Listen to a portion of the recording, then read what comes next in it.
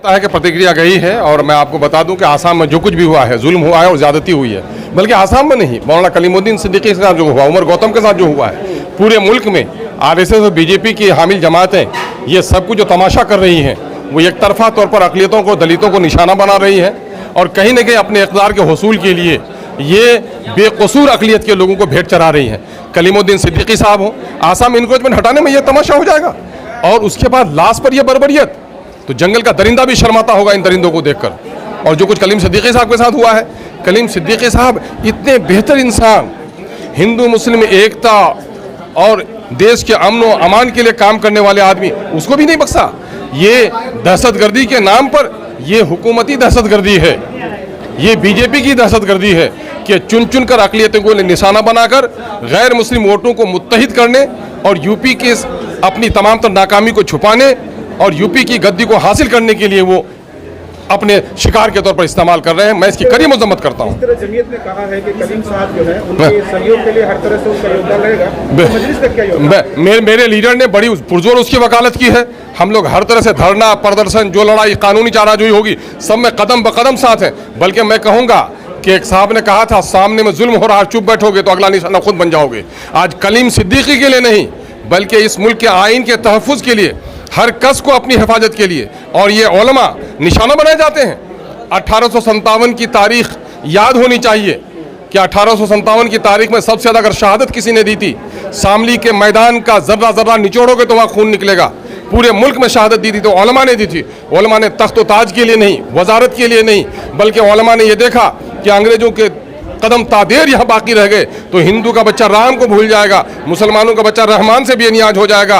राम के आस्था और रहमान के अकीदे की हिफाजत करने वाले ये उलमा आज निशाना बना रहे हैं। जो लोग राम का नाम लेकर के रावण का काम कर रहे हैं वो कभी देशभक्त नहीं हो सकते। मामला जो है अपने जिले का है, किशनगंज का है, तिगरिया में एक 65 वर्षीय बुजुर्ग के साथ जी जो जघन्य जो है जो अपराध किया गया है, उस पर अभी तक आम का कोई स्टेटमेंट नहीं है। नहीं, मेरा स्टेटमेंट आया है, बल्कि हमारे पार्टी के लोग वहाँ गए और सबसे पहले इस मामले को तस्तजबान किया और मीडिया में लाया। तो एमआईएम के नौजवानों ने लाया, एमआईएम के लीडरों ने लाया और इसके मामले में है। अब सवाल ये पैदा होता है, हम लोग सफ़र असफार में हैं, लेकिन मुकामी तौर पर जो हमारी जिम्मेदारी है उस जिम्मेदारी को हमारे लोग अदा कर रहे हैं। जो कुछ भी हुआ है जुल्म और ज़्यादती के खिलाफ एमआईएम कभी खामोश नहीं रह सकता। ये तो हमारी फितरत का हिस्सा है कि जुल्म को देखकर हम चुप नहीं रह सकते। अभी हाल ही में एक प्रोटेस्ट किया गया था और लगातार ये कोशिश की गई थी ये कहने की कि यहाँ के जो लोकल लीडरान है कहीं ना कहीं पंचायत चुनाव की राजनीति को देखते हुए अपने आप को पीछे हटा रहे हैं। ऐसी सूरत में क्या आपको लगता है कि उस महिला के साथ इंसाफ होगा, क्योंकि दर दर की ठोकरें अब दिखा रहे हैं? नहीं, महिला के साथ जहाँ तक मामला होगा कि उस रेपिस्ट को आज कैद में, जेल में है, हम लोग का मुतालबा है कि स्पीडी ट्रायल हो और ऐसे लोगों को फांसी दिया जाए। मामला ये कि किसी समूह का नहीं है, उस फर्द का है ना, और वो फर्द अगर कसूरवार है तो जेल के सलाखों में है। हम लोग का जो मुतालबा है, हम हुकूमत बिहार से हम लोग का मुतालबा है, चाहे यहाँ का मामला हो, गुलनाज जलाई गई या सरोवर का मॉब लिंचिंग हुआ, उस मामले में तो एमआईएम ने ही बात उठाया। बल्कि मैं दावे के साथ कहता हूँ कि इस वक्त अक़लियतों के मसाइल हो या उर्दू के मसाइल हो, कोई भी एमआईएम के अलावा कोई सियासी पार्टी नहीं बोल पा रही है। ये हमारा फरीजा है। दिल्ली में ओवैसी साहब के आवास पर जैसे ही हमला होता है तो ओवैसी साहब की तरफ से ये अपील की गई है कि साहब हमारी सुरक्षा, हमें सुरक्षा दी जाए। तो क्या प्रदेश अध्यक्ष अख्तरुज्जमान साहब को भी सुरक्षा महसूस कर रहे हैं इस तरह की? अब मैं ये कहूँगा कि देखिए, हमारी सुरक्षा का क्या मामला है।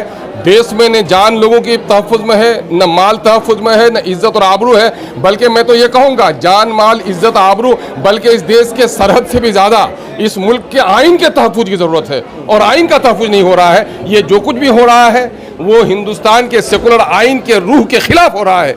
इसलिए आइन को अगर बचाया जाएगा तो सबको तहफ़्फ़ुज़ मिल जाएगा, और आइन अगर बाकी नहीं रहा तो किसी को तहफ़्फ़ुज़ नहीं मिल पाएगा। आखिरी सवाल प्लीज, ये जो नल जल घोटाले की बात जो चल रही है उस पर आपका भी एक स्टेटमेंट आया है। हाँ। और ठीक वैसा ही आपने भी कहा जिस तरह तेजस्वी यादव ने कहा है, तो ओवरऑल क्या कहना चाहते हैं इस पर? भाई, सवाल ये पैदा होता है कि मोदी ने कहा था कि न खाएंगे न खाने देंगे, तो मोदी जी कौन है? ये एक अमित शाह वहाँ खाता भी है, खिलाता भी है, बांटता भी है।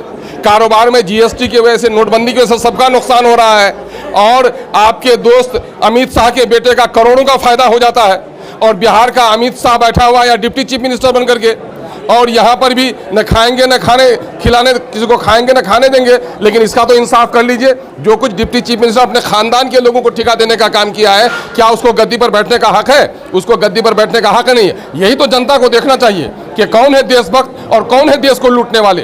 भाजपा के लोग जबान में देशभक्ति है और अंदर अंदर देश को लूट रहे हैं। उसका जिंदा जाबित सबूत बिहार का जल नल योजना है। चलिए सर, बहुत